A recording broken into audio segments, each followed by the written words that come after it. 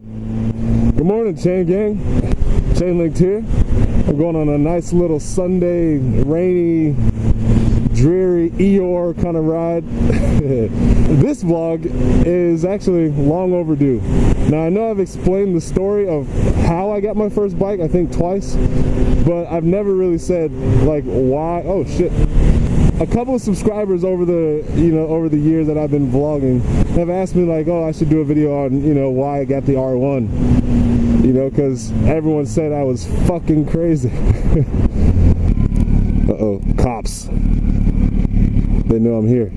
Jesus, it's the fuzz. We gotta get out of here. Where are those police? Oh, there they go. Ambulance. Wamba lamba. Oh, ambulance.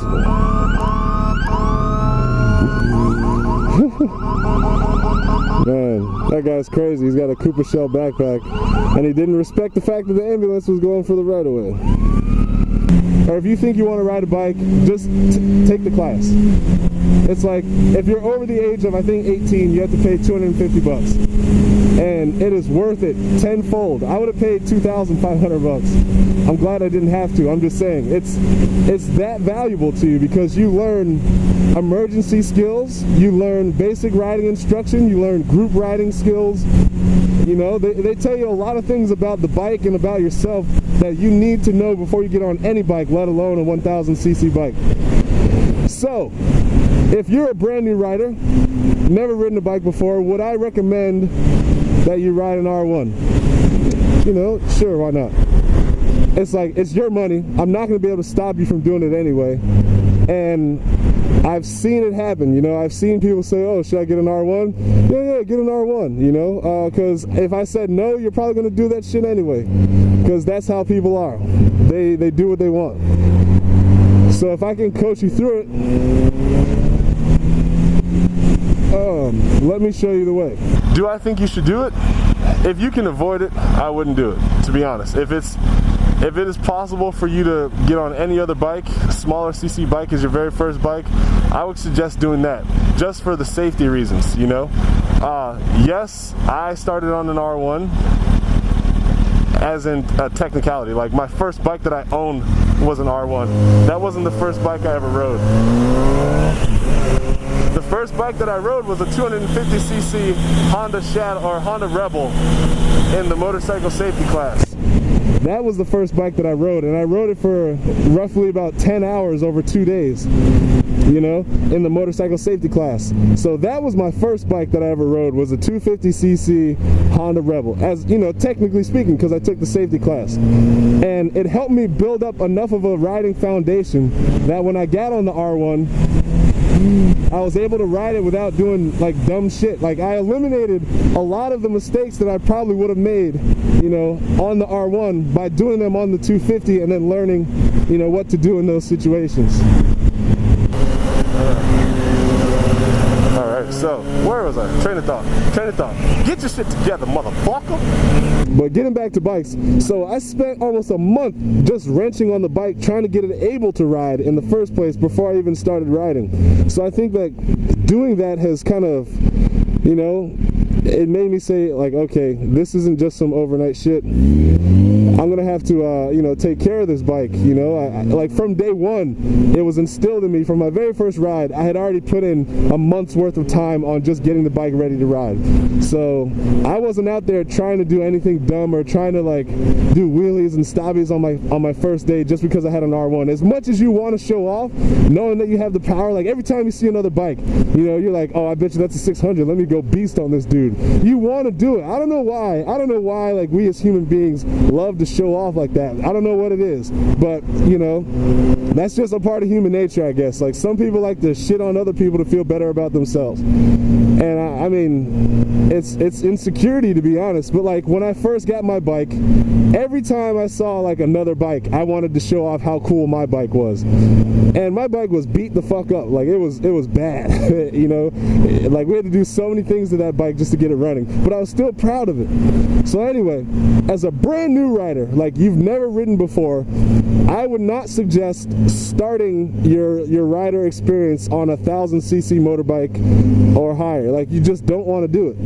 You know, you can, like, I'm living proof. It's possible. I mean, it's okay. Like, there's a chance that you can die. There's a chance that you won't. You know what I mean? It all depends on what kind of brain you have, and, you know, understanding throttle control, and, you know, trying not to make mistakes. Or if you do make mistakes, you're not in like a 100-mile-per-hour mistake. You're in like a 50-mile-per-hour mistake. You know what I mean? Like, the horsepower on this bike will amplify your mistake if it's a horsepower related mistake. And that's the thing you have to understand. So if you're on a weak bike and you like put in too much gas, the result on like a 250cc bike is nowhere near the result of what would happen if you did that same exact thing on a 1000cc bike.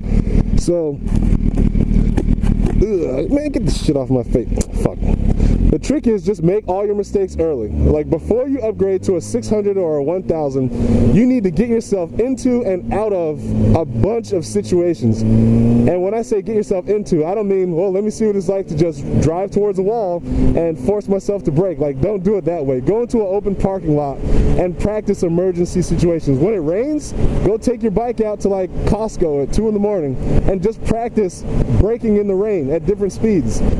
You know, don't go too fast, but, you know, just get yourself used to what you're going to have to do on the bike to protect yourself, to keep alive, because a car can fuck up all at once, because it's always going to be balanced and has 4 wheels, and it's got airbags, and it's got seat belts, and it's got all these safety features that'll keep you around in case you or someone else, which is something else you got to worry about, if someone else makes a mistake. When you're on a bike, it's like everything needs to be perfect. Your bike needs to be in great condition, your tires need to be in good condition, your oil, your clutch, you know, your handle, like everything about your bike needs to be up to snuff.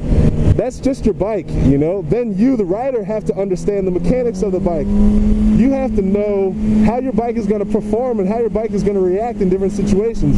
You need to know how to handle those situations when they occur. Then you also need to understand that once you've handled your bike and yourself, you then have to add the variables that you don't know, which are other riders, other people texting while driving, other people not paying attention, other people singing and taking fucking selfies and shit.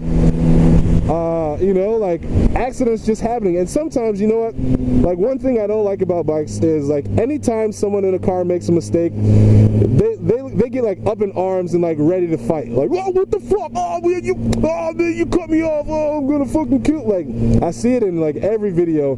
It's like when somebody makes a mistake, they forget that it's a human being in that car, that they're gonna make mistakes. You make mistakes all the time. You know what I mean? You don't get in your car and like always do everything exactly perfect. Even if you're the best driver in the world, you're a human being, you're gonna make mistakes.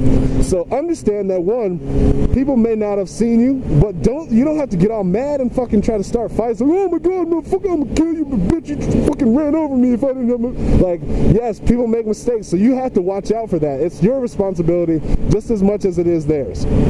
So understand that you're on a bike, people don't see you as much. Know that that's one of the risks. So when you go out there, you got to pay attention. You know what I mean? You got to always be looking for people who could possibly make a mistake and cause you some bodily harm. But at the same time, you don't have to get up in arms right away. Like, if someone starts to cut you off and you honk and they're like, oh shit, and they start to pull back into their lane, you don't have to drive by and flick them off, you know, because that's just adding bad blood to the relationship between cars and bikes. You know, they made a mistake. You know, you can be upset. You may have got your heart racing a little bit, but just be like, all right, cool, everything's okay. You know, let's go back to riding. Now, if they continually harass you, that's a different story. But, you know, give people the benefit of the doubt. So, tying this all back in, going for my crescendo, or my moral of the story is, I love my bike. I absolutely love my R1. I've loved both of them. They're both very fun bikes. They're both scary bikes, you know, because like when you're uncomfortable, it scares the hell out of you to like twist the throttle back. But at the same time, that real scary, like, you're gonna die horsepower is I mean, it's pretty deep into the power band. You're not gonna, from like 1,000 RPMs, just wheelie the bike. You know what I mean? You still have to work your way up towards 5, 6, 7. What the fuck? So anyway, like right now, I'm at 3K RPM. I'm going 22 miles per hour. The Rogue is going faster than me. And that's the thing, like in R1, it does have incredible speed, it does have incredible power, but your brain is the most powerful thing on the bike. You control everything. I control the speed, I control the power. I know when I want to go faster, when I want to go slower. I know when I want to use the brakes or use my signals. So I'm no longer afraid of the bike because I understand how the bike works and I've spent enough time on the bike to know its ins and outs. So yeah, if you absolutely have to start on the R1 like I did, because for me, I just couldn't fit on other bikes. I was like, I'm even a little slightly uncomfortable on this bike after long periods of time, but this is the best bike, this is the best sport bike I could find for my size. So if you're going to start on the R1, you know, or any other 1000cc sport bike, because you, like, if you just absolutely had to do it, I encourage you to, one, take your motorcycle safety class and at least have some skills and have made some mistakes already before you get on the bike.